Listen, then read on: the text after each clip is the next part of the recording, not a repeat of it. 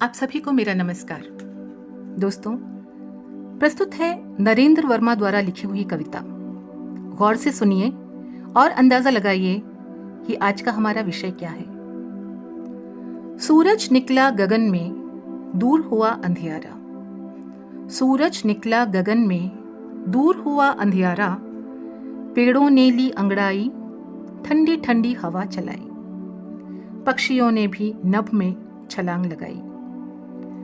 हरे भरे बागानों में रंग बिरंगे फूल खिले। हरे भरे बागानों में रंग बिरंगे फूल खिले। फूलों ने अजब सी महक फैलाई।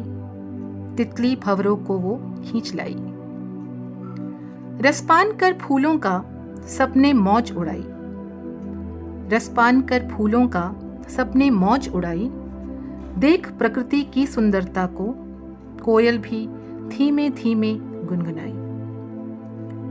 रंग बदलती प्रकृति हर पल मन को भाए। रंग बदलती प्रकृति हर पल मन को भाए। नभ में कभी बादल तो कभी नीला आसमां हो जाए। रूप तेरा देखकर हर कोई मन मोहित हो जाए। झील नदियां मीठा जल पिलाएं। झील नदियां मीठा जल पिलाएं। पर्वत हमें ऊंचाई को छूना सिखाए। प्रकृति हमें सबसे प्रेम करना सिखाए। रात के अंधियारे में चांद भी अपनी कला दिखाए।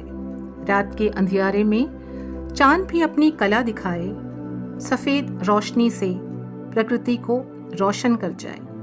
तारे भी टिमटिम कर नाच दिखाए। प्रकृति हमें रूप अनेक दिखाती। प्रकृति हमें रूप अनेक दिखाती। एक दूसरे से प्रेम करना सिखाती। यही हमें जीवन का हर रंग बतलाती। यही हमें जीवन का हर रंग बतलाती। जी हाँ, आज हम प्रकृति की ही बात करेंगे, जिसकी सुंदरता हम सबका मन मोह लेती है। यह कहना अनुचित नहीं होगा कि प्रकृति हमें जीवन जीने की कला सिखाती है। अपनी भाग दौड़ भरी जिंदगी में से थोड़ा सा वक्त अगर हम कुदरत के बीच गुजारें तो हमें मन का सुकून और ढेरों खुशियां प्राप्त होंगी। प्रकृति का जो पूरा घटनाक्रम है, यह किसी चमत्कार से कम नहीं है। जैसे नदियों का बहना, तारों का चमकना, सूर्य उदय तथा सूर्यास्त होना, कितनी सहजता से ये घटनाएं घटती हैं। प्रकृति और हमारे बीच बड़ा ही गहरा संबंध है। ये धरती हमारे घर का आंगन है। आसमान छत है। सूर्य, चांद और तारे दीपक हैं। सागर और नदी पानी के मटके हैं और पेड़ पौधे आहार के साधन हैं। प्रकृति हमारे लिए सच्चे मायनों में एक गुरु समान है। न्यूटन जैसे महान वैज्ञानिकों ने गुरुत्वाकर्षण का पाठ प्रकृति से सीखा। कवियों ने प्रकृति का आनंद लेकर एक से बढ़कर एक कविताएं लिखी। अगर हम प्रकृति के तमाम गुणों को समझें तो अपने जीवन में कई सकारात्मक बदलाव ला सकते हैं। आइए बात करते हैं उन चीजों की जो हम प्रकृति से सीख सकते हैं। पतझड़ का मतलब पेड़ का अंत नहीं होता। कभी कभी हमारे जीवन में कुछ ऐसा घट जाता है कि हम बहुत दुखी हो जाते हैं। ऐसा लगता है कि सब कुछ खत्म हो गया।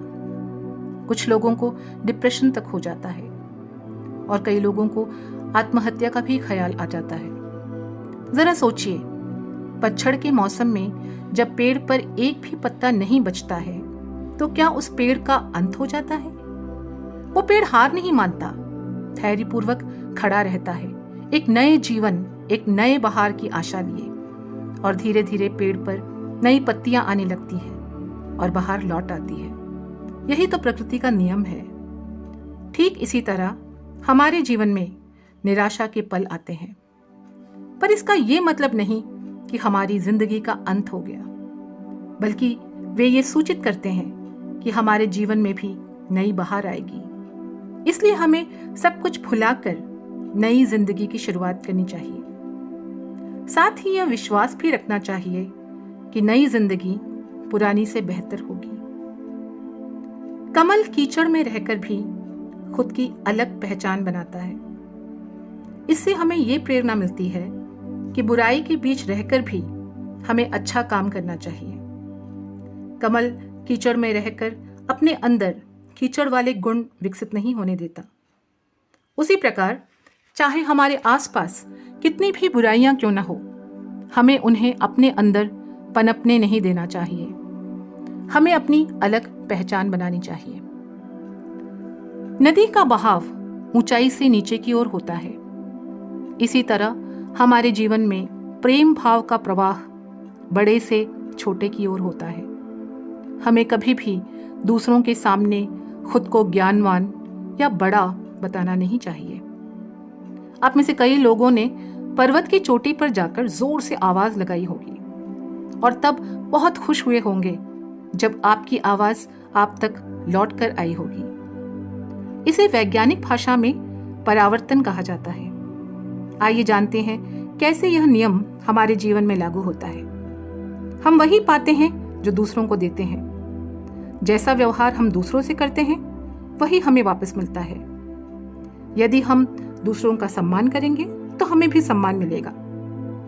इसलिए हमें ध्यान रखना चाहिए कि हम सबके साथ अच्छा व्यवहार करें। छोटे पौधों की अपेक्षा विशाल पेड़ को तैयार होने में ज्यादा समय लगता है। उसी तरह हम जब कोई महान लक्ष्य रखते हैं तो उसे पूरा होने में बहुत समय लगता है। लेकिन हम में से कुछ लोग धैर्य खो देते हैं और बीच रास्ते में अपने सफर को समाप्त कर देते हैं और उन्हें बाद में पछतावा होता है। बड़े पेड़ों से हमें यही सीख लेनी चाहिए कि अपनी मंजिल पाने के लिए कड़ी मेहनत तो करे ही करें, पर धैर्य भी रखें। फलों से लदे मगर नीचे की ओर झुके पेड़ हमें यह सीख देते हैं कि सफलता और प्रसिद्धि मिलने पर हमें अपनी विनम्रता और शालीनता को बरकरार रखना चाहिए। प्रकृति में हर जीव का अपना महत्व है। एक छोटा सा कीड़ा भी प्रकृति के लिए उपयोगी है। प्रकृति किसी के साथ भेदभाव नहीं करती। वह अपने उत्पाद्य सब में बांट देती है और उनका वो खुद उपयोग नहीं करती।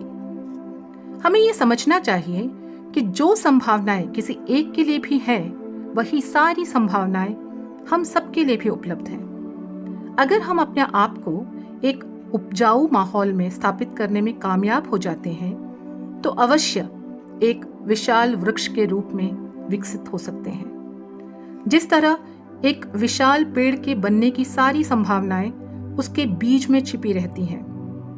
अगर वो अपने आप को उपजाऊ जमीन में रखने में कामयाब हो जाए तो धीरे धीरे एक बड़े पेड़ का रूप ले लेता है। पंछियों से भी हमें बहुत कुछ सीखने को मिलता है। पहली बार उड़ान भरना डरावना हो सकता है, पर हमें वह डर छोड़ देना चाहिए और जोखिम उठाना चाहिए। तभी तो हमें आंतरिक स्वतंत्रता प्राप्त होगी। चींटियां और मधुमक्खियां हमें ये सिखाती हैं कि हमें अपनी विशेष जिम्मेदारी शिद्दत से निभानी चाहिए और हमेशा अपना सर्वश्रेष्ठ करना चाहिए। प्रकाश की सराहना करने के लिए अंधेरा आवश्यक है। हमें जो चाहिए उसके विपरीत अनुभव करने की आवश्यकता है ताकि हम उस चीज की सराहना और अनुभव कर सके जो हम चाहते हैं। तितलियां हमारी पूरे जीवन चक्र के काया पलट का प्रतीक है। इस छोटे से जीवन में हम जन्म के क्षण से ही लगातार अपना रूप अंदर और बाहर बदलते रहते हैं। इस परिवर्तन का हमें विरोध नहीं करना चाहिए, बल्कि अपने जीवन के प्रत्येक चरण की सराहना करनी चाहिए। प्रकृति गति और विकास का व्याकरण सिखाती है और हमने उसे छेड़ा तो वह विनाश का सबक भी सिखाती है। इस महागुरु के आगे मनुष्य सदा नतमस्तक है। दोस्तों, आप भी कई बार प्रकृति की गोद में बैठे होंगे और उसके अद्भुत करिश्मे से आश्चर्यचकित हुए होंगे। कई चीजों पर आपने गौर किया होगा और कई चीज़ों ने आपके दिल पर अमिट छाप छोड़ी होगी। साहिर लुधियानवी का शेर है, मुझे इंसानियत का दर्द भी बख्शा है कुदरत ने, मुझे इंसानियत का दर्द भी बख्शा है कुदरत ने, मेरा मकसद फकत शोला नवाई हो नहीं सकता। दोस्तों, आज का सफ़र यहीं तक, फिर मिलेंगे। शुक्रिया।